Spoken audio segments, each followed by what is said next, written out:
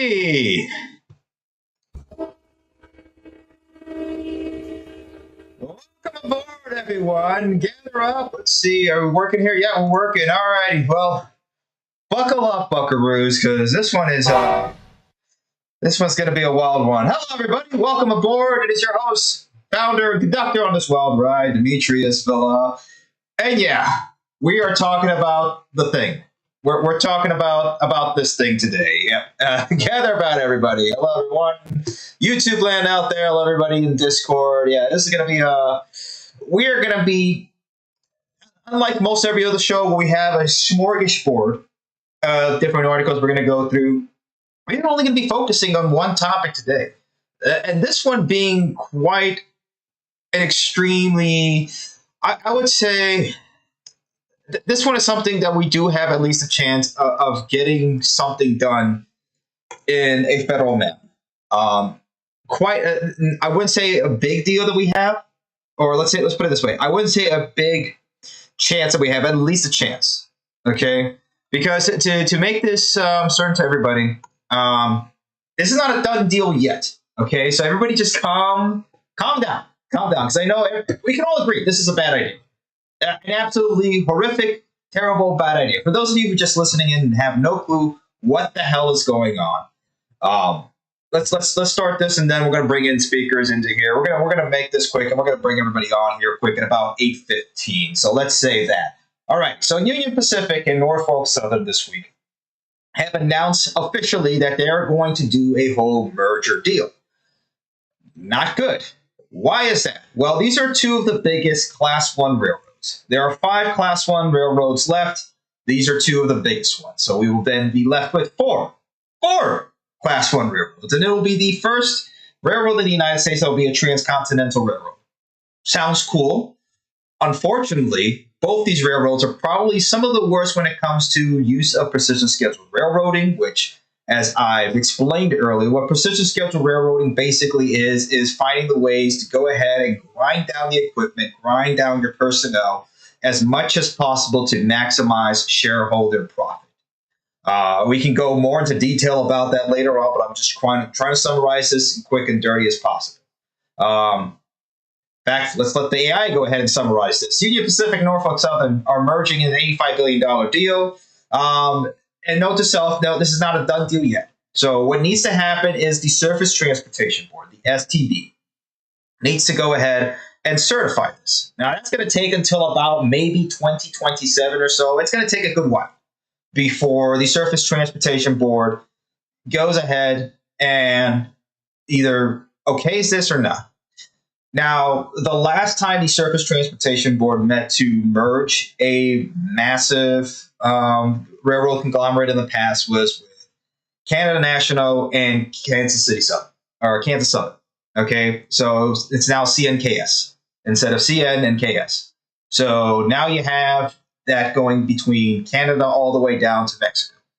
Okay, and what has come out of that? Well, same sort of thing that we've seen all over the place. Every time when there's some sort of rail merger, whether it's Burlington Northern and BNSF, Conrail, anything else, it's always been the same sort of thing. It's always been service disruptions for everybody else. It's always been monopolization of the service within there, and it doesn't open up to competition. Okay, as much as they're going to go ahead and apply that says, oh, this is going to be better for everybody. This is going to enhance freight service. It's going to improve the supply chain. No, it hasn't. In any time in the last several decades, when we've had giant mergers like this, none of that has materialized. Never. It hasn't. Okay? Maybe there's a couple of times, no, 9 times out of 10 at best. Okay? It has never been a good thing when you have big giant monopolies come in. And in fact, it's un-American.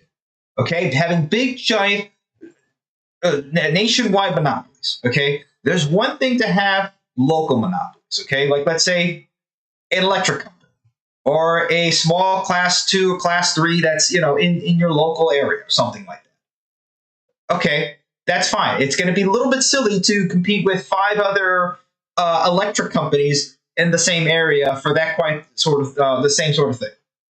Okay, we get that.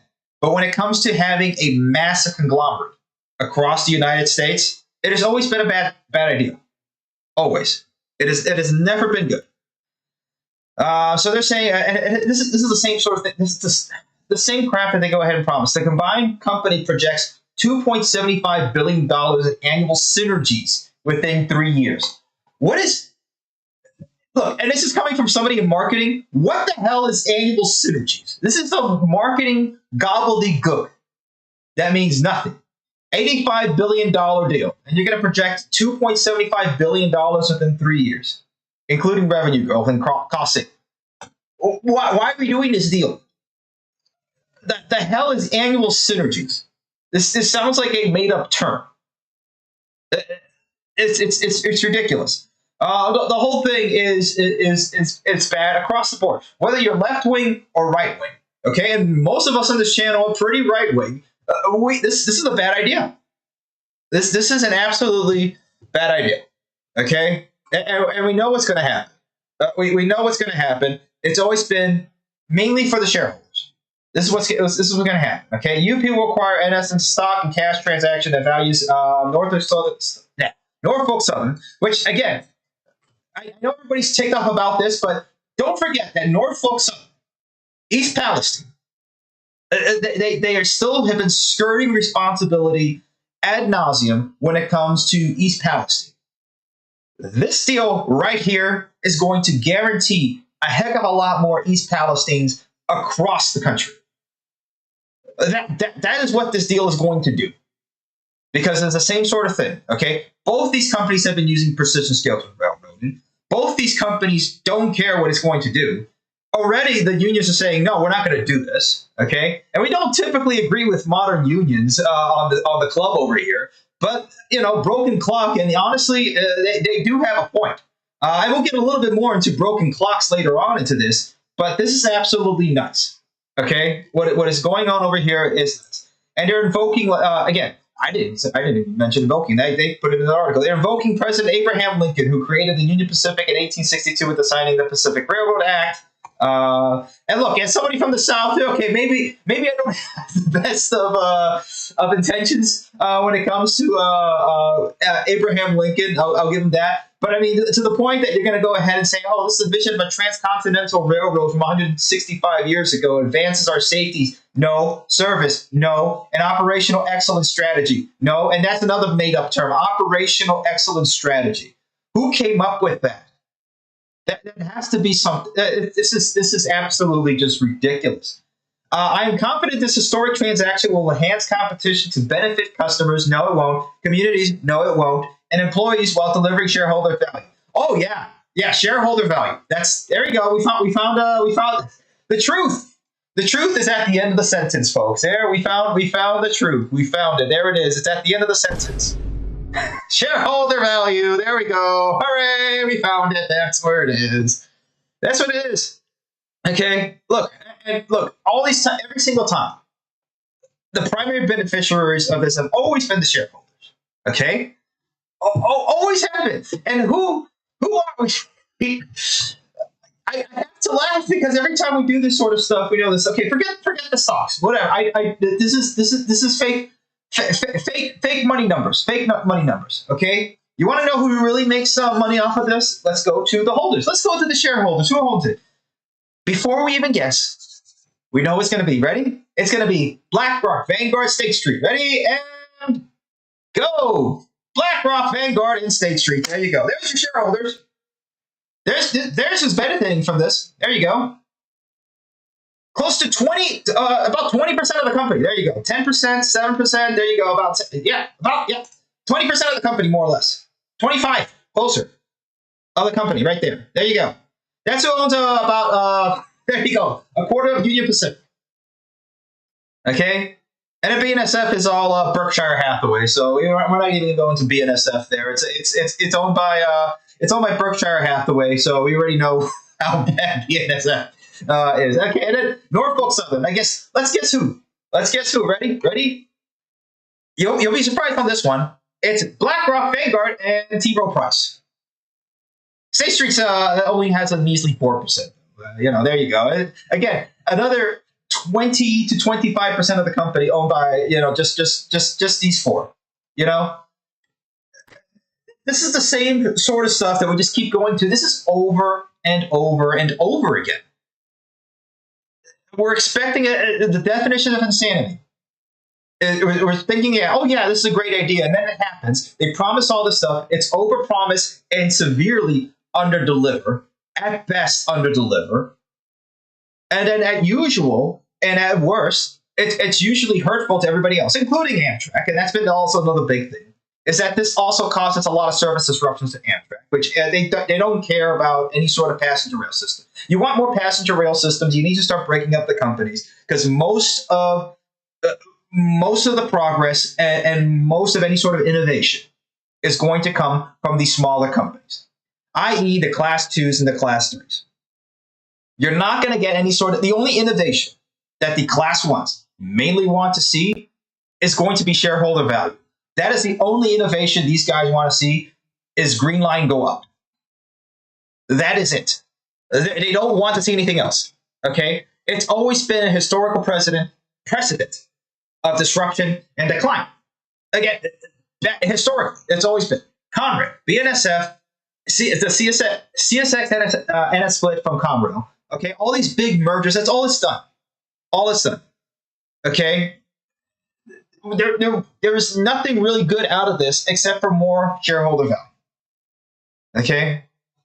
Now, we've gone into this, we can go a little bit more into this, but it's 8:11.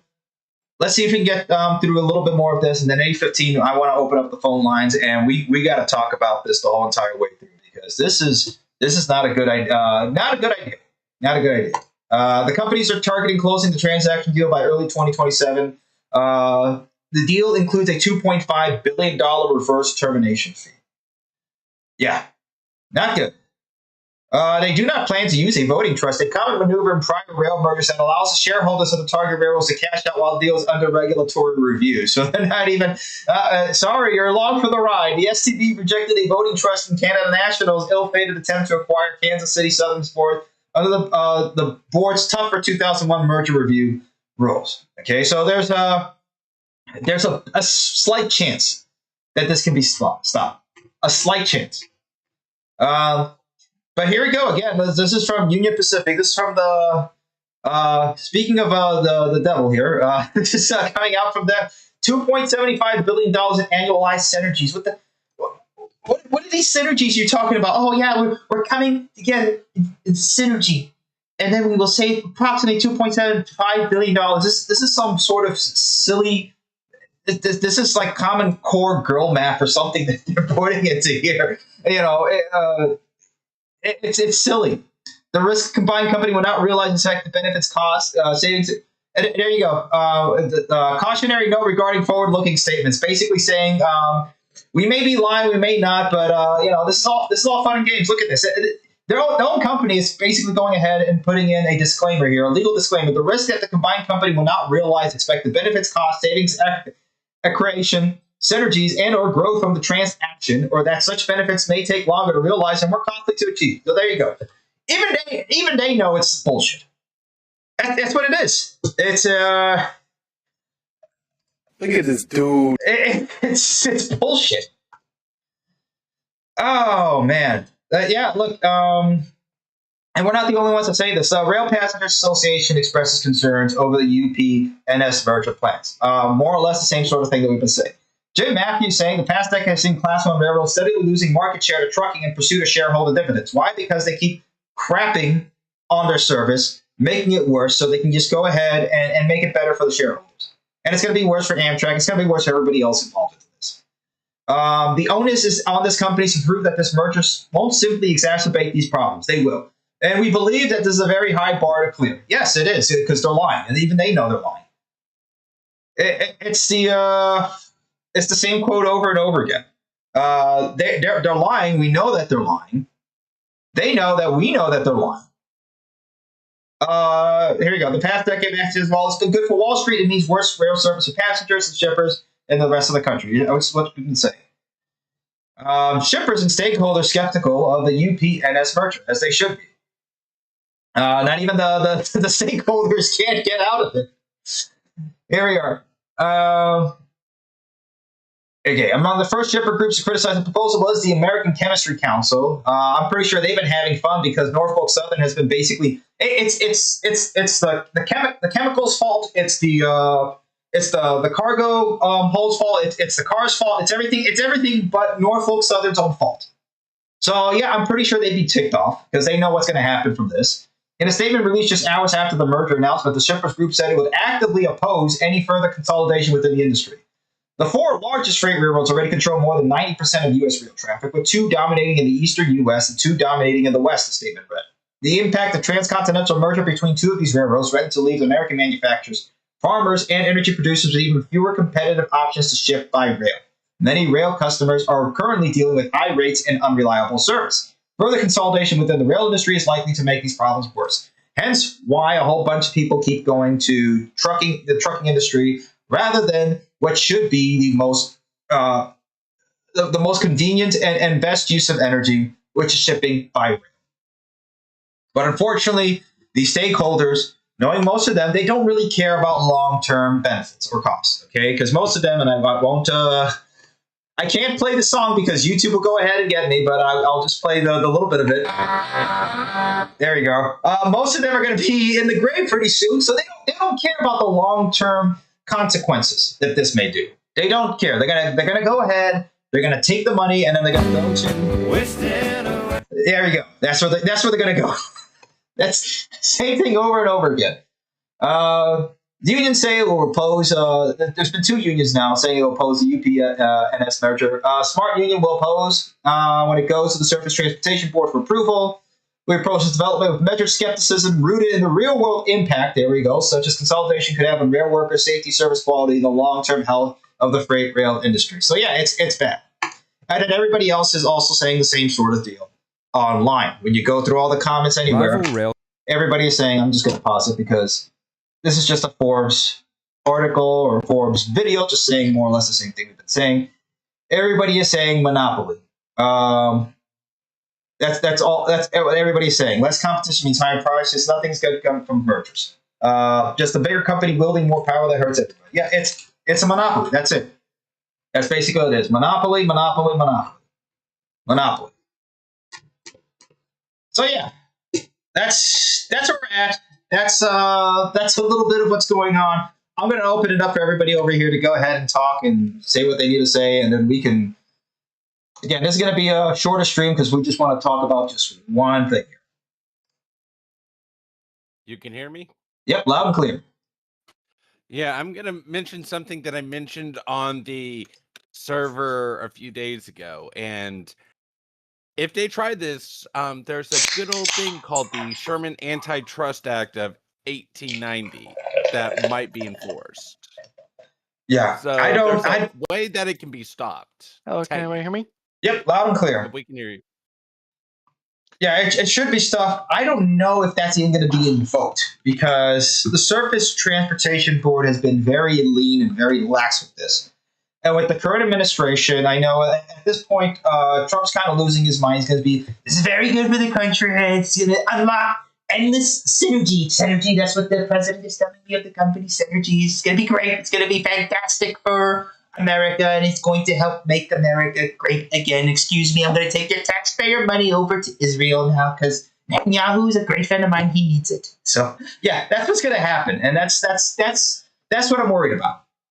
Is that we're not going to really see any sort of there's going to be opposition, but the opposition is going to fall on deaf ears to the STB. But we cannot allow the monopolies to happen without our approval. That was a good Netanyahu. Was that supposed to be Netanyahu? I've got to get more water in to get good Bernie Sanders though. Oh, that was Bernie. Okay, I was going to say, more or less same group of people. Anyway, yo, what's up? Yeah. Hey, Bright Light fan, how's it going? It's going great. That's the only train I'm not gonna board. The UP-NS merger. They're both the butt of jokes of American railroading. No, this is just a bad deal all around. It's like we already know how they run their business. Yeah. Hey, how's it going, Adam? It's going good. Yeah, we already know where this is going to end up. It's just a matter of will it go through the Surface Transportation Board? Is any sort of opposition going to be listened to? Is what are we looking at? And that's sort of the question of what we're talking about. As this is going to take years, and by years I mean 2. So that's technically years. It's just we have to look at this and just hopefully this doesn't go through somehow. Sounds like you need get a nice baseball bat and knock some sense into their heads. Oh yeah, there we go. Here, that's we're getting to the point that every sort of solution is just coming down to a baseball bat at this point. There's no more political solutions. There's just baseball bat. It's like we're not preaching violence. We're just preaching sensibility, and that injuries cost a lot. Yeah, that's it. That's all we want. Let's see what's going on over here in the chat. I swear, officer, he tripped and fell down the stairs face first. Yeah, it just happened. Such a terrible coincidence. Let's see. David Daxton, synergies means cost savings through elimination of duplicate expenses. Yeah, that's basically what it means. But it's such a gobbledygook marketing term. That's basically what it is. CPKC, yeah, that's what it was. Not Canada Nationals, Canada Pacific. My bad. Yeah, but you have an MBA, bro, and MBA bros tell you to raise prices and lower quality, and you'll make all the money, bro. Yeah, that's something you hear from a Deloitte or McKinsey and Company. Well, it works. Yeah, for 5 years maximum. Yeah, it works for Deloitte and McKinsey's bottom line, and it helps the CEOs and the top shareholders. I think if this deal gets through, I'm gonna say, welcome to hell, people. Welcome to hell. Let's talk about the operators. They work on opposite sides of the country. Yeah. Yeah, but so that's the problem. So if Union Pacific and then Norfolk Southern merge, what do you think CSX and then BNSF are going to do? They're going to say, "Oh, we can't compete the same way. We're going to have to also do a merger as well." And then you have 2 major. Yeah, and that would force a duopoly, which is a part of anti-monopolistic practices, which is and as a CSX fan, that pisses me off. I will have a lot of beef with BNSF. Yeah. By the way, we're getting calls from the lawyers to make sure we make a Union Pacific type disclaimer saying that the baseball bats are only a joke and they only intend to happen in Minecraft servers. That's it. Baseball bats are just cautionary note regarding forward-looking statements. There you go. I am offering a disclaimer on that. So just in case. Anyway, yeah. It's a metaphor. It's a metaphor. It's an analogy. It's just all fun and jest, guys. That's all we're doing here. But yeah, this is a can of worms. It's just going to open up. Again, the forward-looking consequences 10 years after this is just going to be now you're going to not just a monopoly, but now you're going to have a duopoly of two Class 1 railroads. And then what's that going to do with all the other short lines and everything else? They're not going to be able to compete. They're not going to be able to go on because they only have 2 answers to go to, or only 1, depending on where they are. And that's basically going to be it for any sort of competition or any sort of hope to actually have innovation and prosperity for the freight railroads and passenger railroads and the whole American railroad system throughout.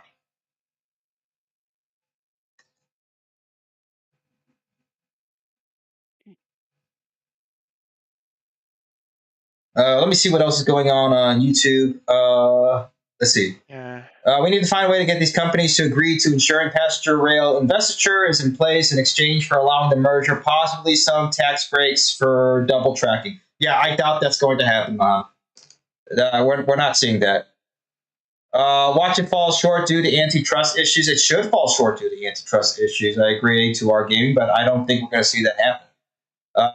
Comments are here. Yep, we are. We're looking at the comments, guys. Yeah, Penn Central Part 2. Yeah, I'm usually reading the comments on the YouTube side every now and then to see if there's any good comments to answer.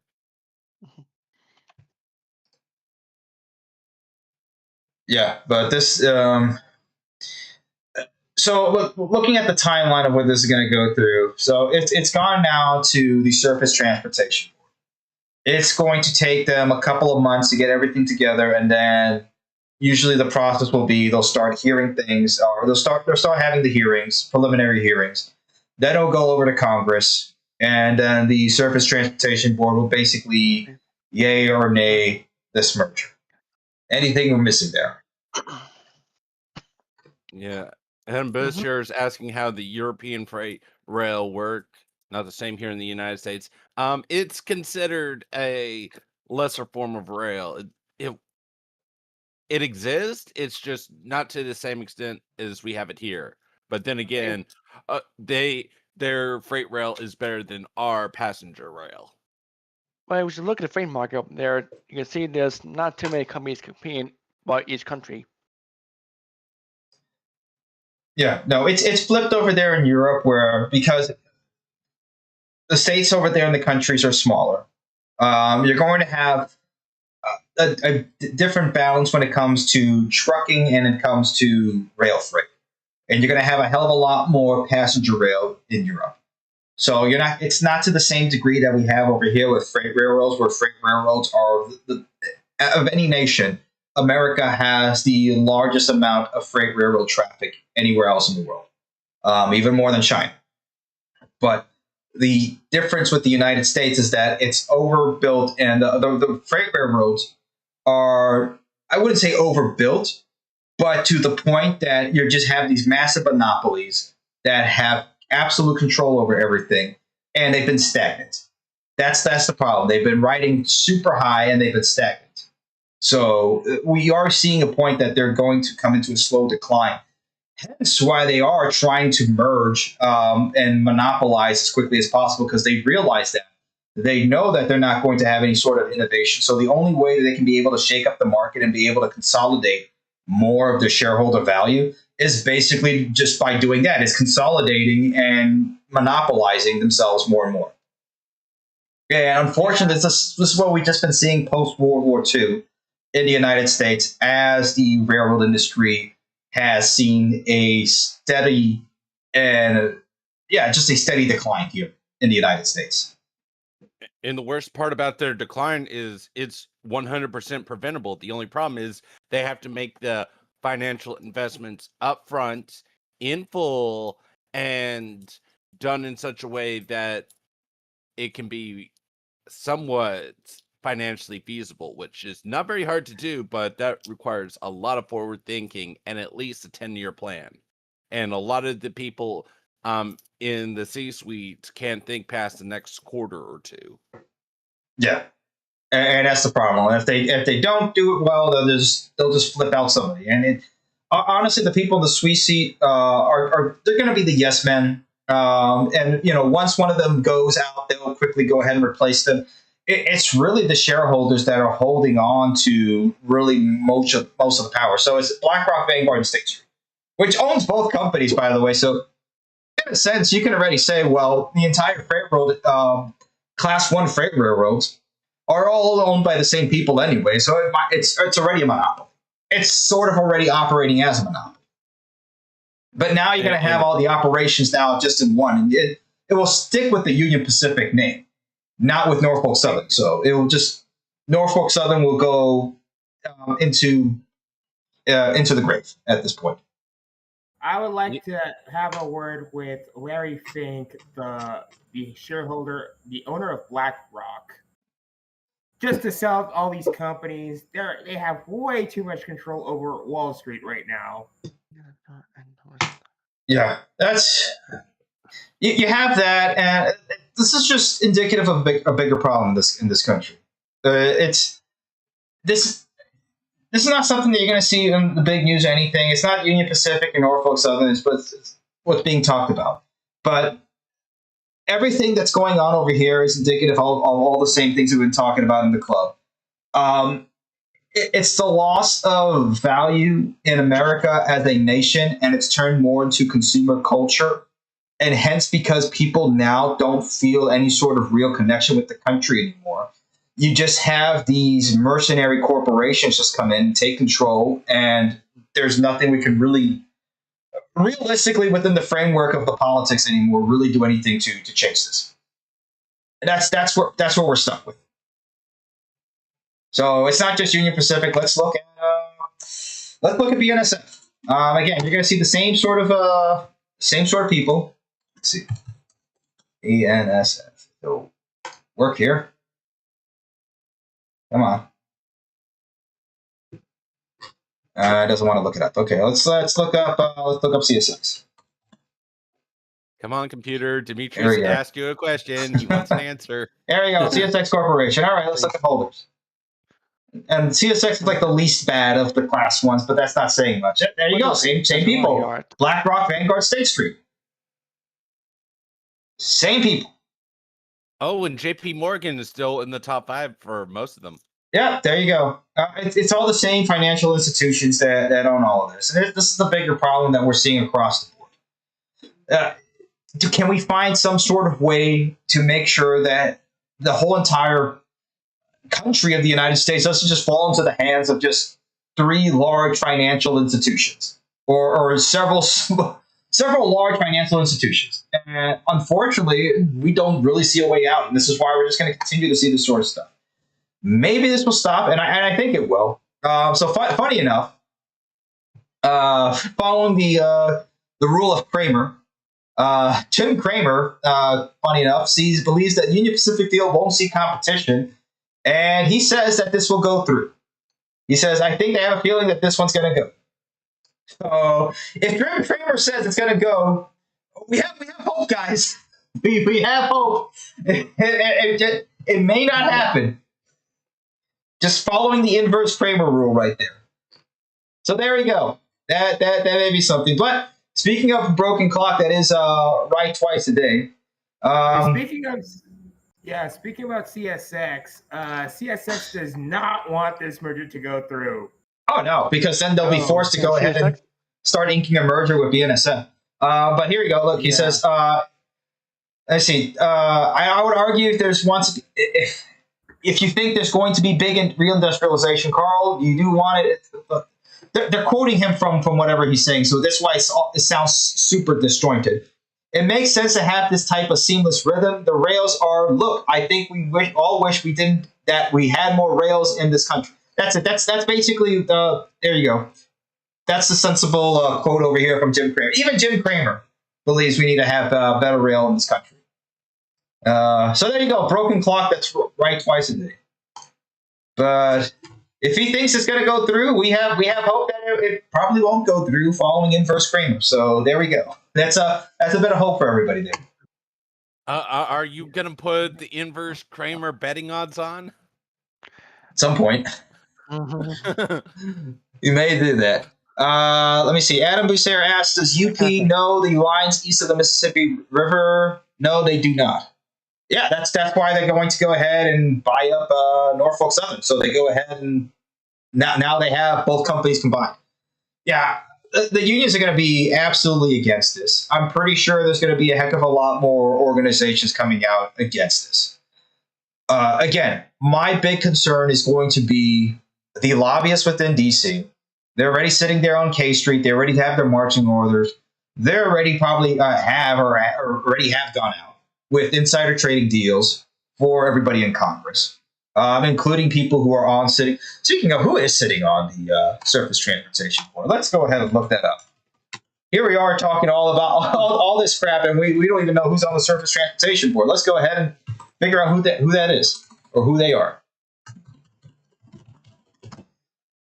Let's see, Surface Transportation Board. Keeping America moving through fair and efficient regulation. Okay, let's see how fair and efficient that will be.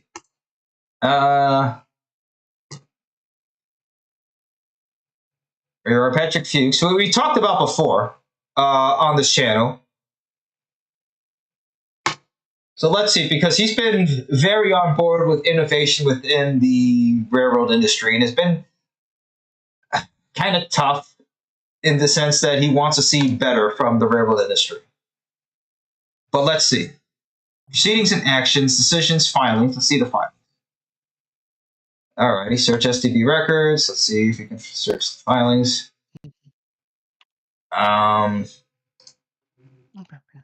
Search. Let's see. CPKC, nominations, Scott Campbell, motion to dismiss and continue, National Passenger Rail Corporation. Have they actually filed it? And we're going through, let's see, 729. There's a whole lot of filings just in one day alone, so we're going to have to look at this. It's Congress. They need to take a break to count their money. Yeah. There's been a whole bunch of reciprocal switching or inadequate service status reports from Norfolk Southern, CSX Transportation, notice of intent to participate, Norfolk Southern, Troll. Yeah, CSX has been back and forth with Norfolk Southern. They've been fighting each other over controls, certain switching and stuff like that. Let's see, search tool. Let's go back over here. Let's see. Decisions, filings. Let's see. Search SCB records. Let's see if we can just search up Union Pacific.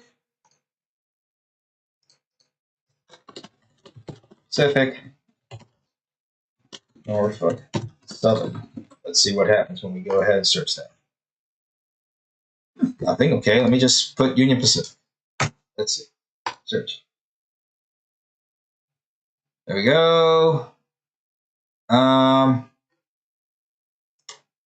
Apparently, it is not public here yet. The last thing from Union Pacific is a decision on the reopening of proceedings and docket. Let's see. No, this is not it. Granted.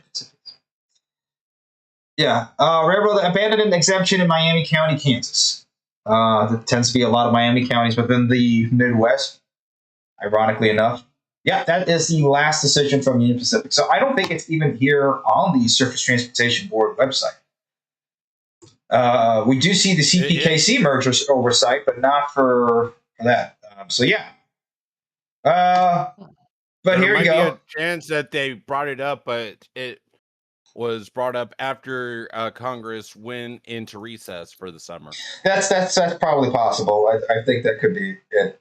But yeah, speaking of Chairman Fuchs, who is the head of the Surface Transportation Board, he's been talking about improving competition. I know we talked about this prior to the Trump administration being inaugurated and the meetings that he's had. This is the type of thing that he wants to do: improving competition and reducing regulatory barriers. So this sort of merger would be the absolute opposite of that. That would not be helping to improve competition, and that would only be increasing regulatory barriers for any sort of additional competition that wants to enter into the market and increase innovation. I mean, all in all, this deal is just un-American, plain and simple. Put that on a quote, put that on a wall, put that on a newspaper. That's what it is. This deal is un-American. But yeah, again, this is going to take time. Definitely we need to keep a watch on this and see what happens, because this is going to affect the whole entirety of the country. Because if one of them goes into a monopoly, the other two are going to enter into a monopoly as well. I mean, the only other hope that I have is that not the FAA, but the other governing body stop the merger between Southwest and Spirit Airlines on the basis that it would become a monopoly, which is kind of laughable and hilarious. Southwest is not that. I mean, Southwest is big, but it's not, let's say, it's not United Airlines or American Airlines big. And then Spirit Airlines is, come on, it's Spirit Airlines. So I don't know what sort of monopoly threat that would have entailed, but it's funny that even came up to. So there's a chance. There's a chance that this may not go through. And I'm hoping it's. But if you're talking about Spirit Airlines, they'll sell you the air that you need to breathe for a little bit extra. Yeah, and Union Pacific is probably not going to be that much different. So we can only imagine what they will do once they gain control of, well, basically the entire country. Most of the railroads.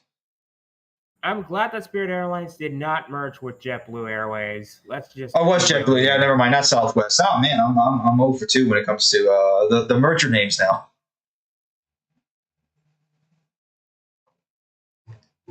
Let me see. David Jackson, the Dark Horse merged with California High Speed Rail Authority.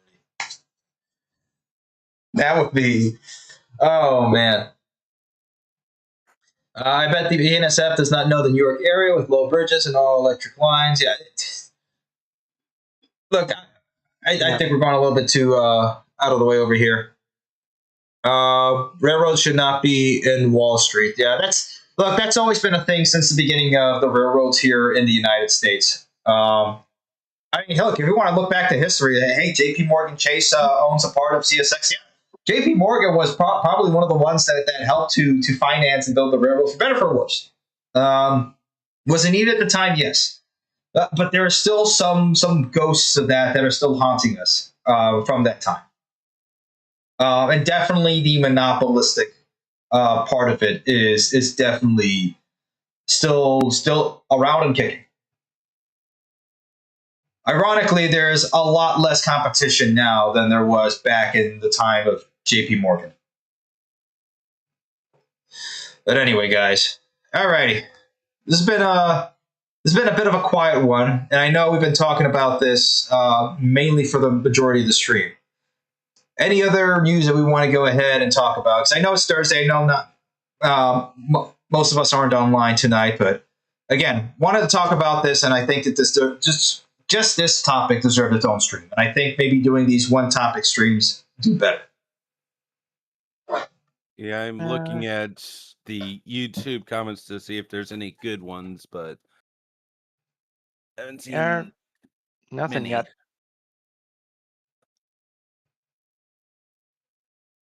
And right now it's too early to really get into the meat and potatoes of it because they just announced this week? Yeah. But definitely, yeah, it's something to look at. And we're definitely against this sort of thing. Because we know, this looking historically, every time this sort of large merger deals tend to happen, it's never been, oh, it's going to create synergies and go ahead and increase and improve the industry. No, it hasn't. The industry has been having a rough time. And even before COVID, we've been having persistent scheduled railroading. Incidents have been increasing throughout the railroads. We had more accidents. They've been losing competition to the trucking industry. Yeah, we're just following the same sort of pattern over and over again, and we're expecting something different to happen because you said some marketing gobbledygook in your press release. Nah, not gonna believe it. But the NBA bros said it was gonna work this time. It's gonna work, yeah. 2.57 to 2.75, 2.75 billion. It was gonna raise the share price by at least 50 cents, bruh. Yeah. Oh but man. Rock Rail fan brought up a good point. There should be more open access on the U.S. rail lines. Oh no, absolutely. That's what I keep pushing for. It's like, hey, you should have an easy enough time to start up a business and run on the railroads as it is to get a big truck and haul freight around. If it was just as easy, all of a sudden you'd start seeing more trains. Yeah, that's it. And that'd be pretty interesting. It's like you get 4 or 5 guys together to buy a used all-electric unit from Europe. You electrify the rails, and all of a sudden it's like, hey, you're now having 4 or 5 guys pull 40 to 100 containers versus only 5 trucks pulling 1 container each. And they're taking traffic off the main roads, which is making your drive better. Yeah, the numbers don't lie. 100%. And if Patrick Fuchs wants to go ahead and reduce regulatory barriers and improve competition, that's the way you do it. Allow it so somebody who wants to go ahead and go in. And you know what? This is not just the railroad industry. This is every other industry all over the place. Let me see if I can bring it up. One of the car YouTubers that I follow, Patrick Casey. There's this car he's been trying to push out for a the long Omega time. car? Yeah, the Omega car. That's it. That's the one. I've been following that for the last few months when I found out about it. Yeah. And the thing is that, well, he's been blackpilled really quickly throughout the last couple of months of everything's been happening. And all I have to say to him is like, welcome to the party, pal. Wait till you're in here for 10 years of being blackpilled with the American industry. But yeah, for those of you who don't know and are listening in, so Patrick Casey is a YouTuber, a prominent car YouTuber who created a car called the Omega car, or Omega car, whichever. It's basically super highly efficient. It can go. It can be built fairly cheap with about like what? If you remember Minor Tree, what is it? It's like 25K or something like that. It's like 100 miles per gallon for It diesel. was something like $40,000 to $50,000, and it was getting over 100 miles to the gallon on diesel. Yeah, 100 miles a gallon diesel and 0 to 60 in 4.5 seconds. Okay, super efficient. Something that we can be able to make. But unfortunately, the automobile industry is ridiculously hard to enter in modern day America. Now, it used to be 100 years ago, you used to have coach builders and car companies all throughout the United States. In fact, in just Indianapolis alone, you had 25 different auto manufacturers within just one city. You had auto manufacturers all over the country. Now, go ahead. And what made it even crazier is Ford hired a pair of brothers that worked on his factory line, and they ended up building their own company, which became the Dodge Brothers. And it's still around today. Yep, there you go. We won't talk about what the Dodge Brothers did about shareholder value and to Ford and that. Well, they kind of died in their widows kind of sold off the company. Yeah, so it wasn't the Dodge Brothers themselves, but it was the Dodge company itself.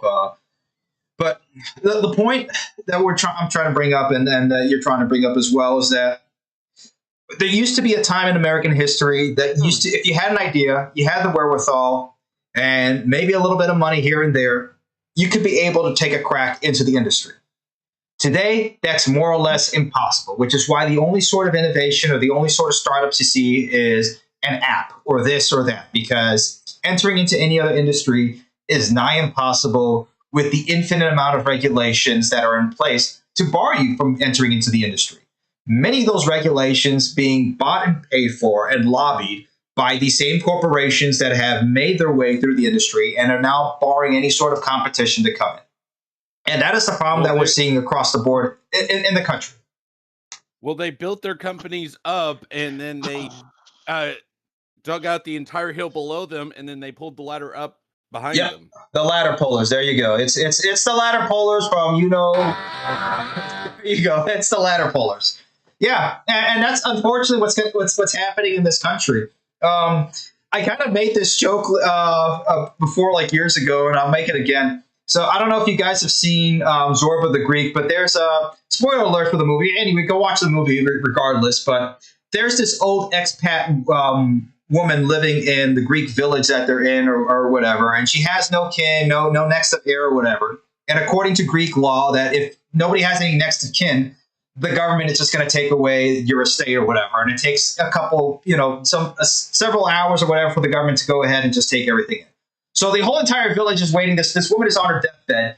She's like hoarded a whole bunch of this stuff and everything, like all these pets and exotic animals and furniture and all this stuff and artwork and everything. She has nobody there to really share it with. And the minute she dies, the entire village just swarms in and starts taking in as much as possible. Curtains off the wall and everything. And like the joke I made is like this is going to be millennials and like whatever migrants are in this country just taking everything as much as they can off the corpse of this country, because that's where we're at right now. We're at a point that we can't really make it on our own by building our own. We just kind of have to wait for the top of the line that has taken the ladder away to finally give in. It's going to be a big timber, and then it's just everybody's just going to be going ahead and picking off the corpse, which is kind of hilarious, but also a dark way to see things, because it's kind of reality what we're looking at right now, the way where this country is going. Mm-hmm. Yeah, and the problem is once you have an inevitability happen, and it's like, all right, you either reform or you end up in revolution or collapse. Those in power are going to realize, as long as it doesn't collapse when I'm in power, I don't care. But if it collapses when I'm in power, you care a lot. But the problem is it can collapse in a single second. You don't know when it's going to happen. Yeah. All right. Here's the scene I'm talking about from Zorba the Greek, who don't know. So yeah, when this woman is dying, like the minute she dies, like everybody from the village just like comes in and just like takes everything. So there you go. Once the music ends, there you go. That's that's gonna be it. Once all the companies go, there you go. They just come in and just everybody's swarming in, and that's going to be this country at some point, because we're not passing on anything to the next generation. It's just going to be people fighting for the scraps of whatever is left of this country, and that's what we're building. Because if you're going to seal in the shoes, if one generation is going to hoard everything, and it's going to take wresting it out of their hands, it's going to create this type of monstrosity. So, and it's the type of thing that we want to avoid. It's like, no, we should have some sort of passing of the torch. We should have some opening for the next generation of innovation and competition to come into this country, as it should be. And I look that the next couple decades are going to be probably the most important for what this country is going to become. And I'll say it again. What we're seeing here from this Norfolk Southern Union Pacific deal is indicative of a larger problem in this country. Is that the soul of America, of what this country is supposed to be and what it means, not just in terms of just passenger railroads and all that sort of stuff, because the railroads, I would say, are just an analogy of the steel bond that this country can be made out of and the strength of this country. If we can't have a strong infrastructure, and it's impossible for anybody else to make this infrastructure strong because of the rules, regulations, and companies impeding on that progress, we're going to be in trouble. Plain and simple. So I think that's probably a good way to end it there, and a little bit of warning to everybody and a little bit of soberness. But yeah, this is the sort of stuff that we're here for. This is why we're here. We want to see better. That's what we want. Yeah. Mhm. I mean, the way to view it is like, do you remember where you were on May 15th, 2020? And what you were doing that day? Because on that day, JCPenney filed for Chapter 11 bankruptcy. And yes, the whole industry felt JCPenney suffered, but the clothing industry is really not been that hurt. But at the same time, it's like, all right, what happens if Union Pacific declares bankruptcy? The whole rail industry would feel it. And that's the problem with monopolies and stuff. It's like, oh, we need to enforce monopolies. And it's like, all right, a major company's gone under. And now you're struggling to come up with the money to make up for their loss. Whereas if you have 1,000 rail companies and one goes under, okay, it hurts for the people that is directly involved, but they can be replaced. Yeah. Mhm. And that's the thing. If you smooth it out and you widen the dispersion, instead of having one big giant company, if that giant company goes down, everybody hurts. Okay, it's like the movie Idiocracy. The minute that everybody stopped, the minute they stopped putting Brando on the crops, everybody lost their jobs. Because why? Is a giant mega corporation that took over everything. Now, if you have, how it used to be in this country, if you had multiple different companies, one of them goes down in town, yeah, it sucks. But at least you can go right next door to the other company or to the competitor or the 5 other competitors and get a job over there, or go on to the next town.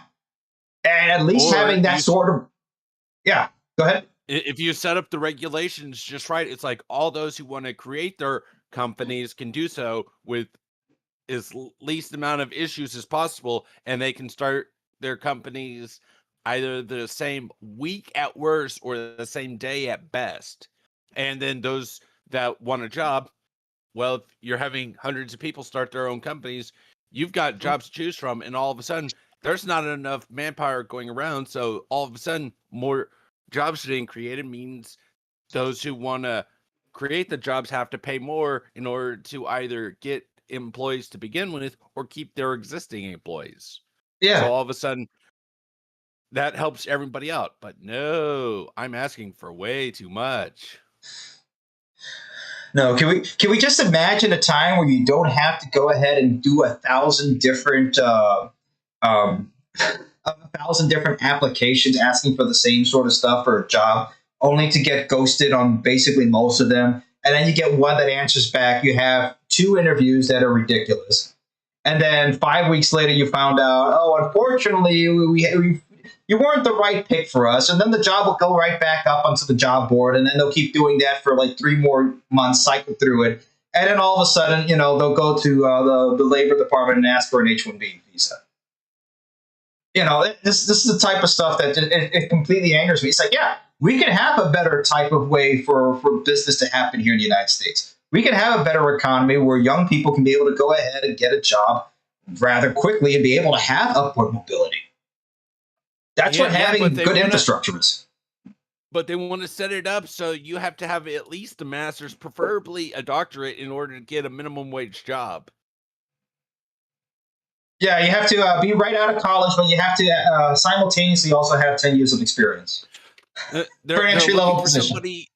They're looking for somebody between the ages of 20 and 40 with 25 years of work experience and at least a master's. Yeah, it's a complete joke.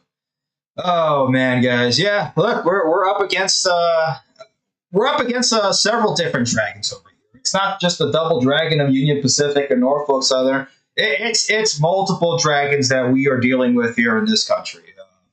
And in an age and day of, look, I know so many people say that I'm born in the wrong time. No, we're born in the wrong time. What's happening during this time is wrong. You know it, and everybody else knows it. If you have some sort of conscience and being, and you have some sort of soul in there that has some sort of lights working, you understand that there's something going wrong. So in an age of dragons, you better be raising yourself to be a dragon slayer. That's what you got to be. And look, in our own lives, look, we can't be too grandiose in thinking that we're going to stop this sort of deal from happening. If it happens or not, we're not going to be having that much of a big say in it. I mean, we can go as much as we can on Twitter and whatever and say to Patrick Fuchs, like, hey, look, if you want to improve competition, reduce regulatory barriers, you need to kill this damn deal. It needs to die the minute it hits your desk. You need to laugh it off and say no, follow it up, and shoot a 3-pointer. That is what you should be doing. Now, no, it's gonna make some. You're gonna put it on the wall, and when they come into the office, you just point at it and start laughing. Yeah, either way, that's what we're gonna do. But look, at the very least, we can at least do stuff in our local community, and just fixing some things here and there, and just in our own lives, we can do that. And that is the least possible that we can be able to do, is work with ourselves in that. Yeah, we'll have this to go over, and there'll be a whole bunch of other silly stuff happening. Okay, and funny enough, we're not the only one that doesn't want this. Even CSX might not. They don't want it, because even CSX, which is the least bad out of all the Class 1 companies, they know why they don't want it, because then they'll have to be forced to merge. That's going to change their whole entire business plan.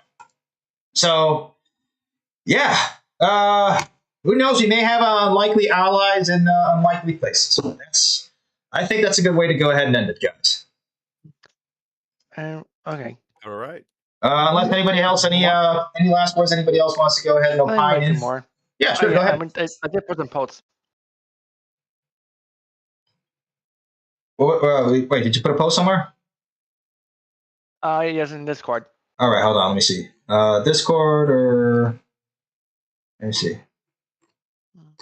The freight. Wait, are you talking about the GG1 over here, or wait? That's not GG1. Never mind. Oh, look, I have one right in front of me, and I'm confusing it for that. Here, Penn Central.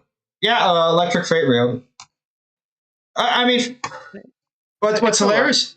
Yeah, no, we did have that. I mean, there used to be a time. There used to be a railroad called the Milwaukee Road. They used to have electric railroads throughout the country. Well, mainly through the Rockies, and all that was taken away. I mean, it's quite incredible most that of it was taken away. Yeah, it's just there's still just some, but there's some still standing, but most of it was taken away. Railroad electric. Let's go ahead and look that up just for a visual reference for everybody here, so be able to see. A visual reference for those at home. Yeah, there we go. Let's bring that up right here. There you are. Yeah, you had this running. This is the great old Milwaukee Road, the Little Joe electric locomotives. There you go. And Montana. Look at that. Yeah, we used to be a proper country, folks. We used to be a proper country. And they spent a massive amount of money building this sort of stuff. Oh, it's pretty cool with the motorcycle out in front, too. That's actually pretty cool. There you go. You guys can see that. Probably the engineer's motorcycle. But yeah, they spent an inordinate amount of money and investment to go ahead and make this happen because the problem is with any sort of fuel, direct fuel like diesel or gas or anything like that, or internal combustion engines, it doesn't provide as much torque as electricity does. So if you want to have a lot of torque to go up and down a whole lot of mountains, hence through the Rocky Mountains in Montana, you're going to have electric railroads. And that's why they invested a whole ton of money. Diesel electric units. So they don't have to put up the catenary wires, which the catenary wires pay themselves off in like 5 years. Yeah. So they're complaining about paying more upfront for something that it breaks even within their own tenure. Yeah. And something that has already been done before. It was done before many of those in the C-suites were ever conceived. Yeah. I mean, and it just goes to show you, it's like, look, here's the innovation that this country used to be able to do. We've gone backwards, if anything, in terms of technology and infrastructure, morals in this country. We've gone absolutely backwards. We used to have trains that went faster. We used to have cleaner cities. We used to have more job availability. Okay, we used to have electric freight trains that went across the Rocky Mountains. And now what are we left with? A big, giant, stinking deal between two of probably the worst railroad companies in the country. One that will probably blow up your city, and one that's going to take away and mess up all the jobs in your city. So, if anything goes to show, East Palestine is a major example of why we should need PSR or Norfolk Southern. No, yeah. This deal shouldn't be happening just on the basis of what happened in East Palestine. Because one of the parties over here, this one, has skirted responsibility and continues to skirt responsibility. And they will never admit any sort of wrongdoing in what they did. You know what? I'm just wishing for another East Palestine article just so they just could shut up about the UP-NS merger. I mean, there has been. Let me see. What's the latest on East Palestine so far in the news? Let's see.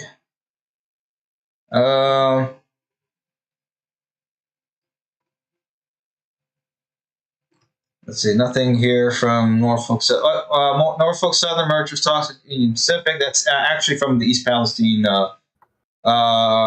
They didn't mention the East Palestine derailment in that article. That's about it.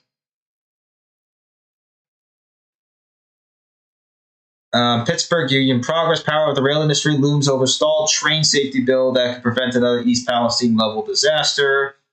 Lawsuit links another death to the 2023 East Palestine train derailment. That's from 1 week ago.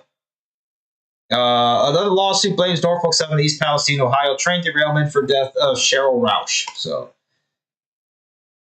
yeah, no, this sort of stuff needs to be kept in the news of what Norfolk Southern.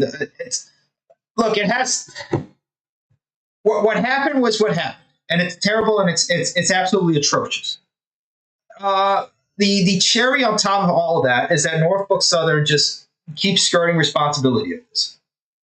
If they came out and said, we're sorry about this. This was something that we caused because of our own business practices of precision scheduled railroading, not maintaining our vehicles well, and ignoring any sort of flare-ups within the system.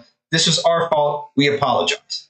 Okay? We're not asking for them to bow in Congress or anything like that. Not to that point. We're asking for just a modicum of responsibility, of modicum that they feel sort of sorry for what they did. And what we're getting is the bare minimum from them, if anything. What you're expecting people that have never been held to account to be held to account? Yeah. Wow, Demetrius, you're holding them to a much higher standard than we can expect of them. We should be holding everybody to a high standard. that's what we're supposed to be about here. And one of the things, Ricardo, don't move to China. It's been under occupation for a while, and their government has been exiled to Taiwan for some time. So it might not be a good time to go to China. Yeah. And they say, Norfolk Southern has not responded to this lawsuit. Of course, why would they respond? Why would they feel sorry? Yeah, we're just coming back to the same thing. No consequences, no changes. That's what we're coming down to. If there's no consequences to anything that happens, there's not going to be any sort of changes. Alrighty, guys. So we've been trying to end this for like the last 10 minutes. We're at 9:06. And that's I think what we're Norfolk good. Southern is responsible for. What's BNSF responsible for? What was it, Adam? Talking about BNSF, what kind of accidents do they have with Norfolk Southern? The asbestos crisis in Montana. Yeah, it was Montana. Right. Wasn't there? No, it wasn't New Mexico. It was some other place. There just have been an increase in accidents just throughout. Let me see. BNSF accident. Well, speaking of holding everyone on a higher standard. Everybody accountable? Yeah, winning Toronto Quebec City high speed rail bid was solo. Officials need to revise that bid right now because in one of those bids, Air Canada is involved. Uh-oh. It's for high speed rail. No, there's no Air Canada is rigging it. There's no way that is not Air Canada. Yeah. Are you talking about the airline? No, yeah. We're talking about winning. I'm talking about Toronto Quebec City high speed rail right now. Canada is involved. Air Canada is involved with that, building the line. Yeah, let's leave that for the next stream, and we'll talk about that one next stream, guys. Talk about next time. Yeah. All right, guys, we're gonna leave it over here in the station. A lot of interesting discussion that we've had about this, and definitely a lot more to talk about as we get more news as time goes on. But this is a dragon that needs to be slain, a double dragon, if you will. Thank you all for writing on board on this episode here of the American Rail Club stream. We will see you all next time. Take care and Godspeed. Goodbye. Goodbye.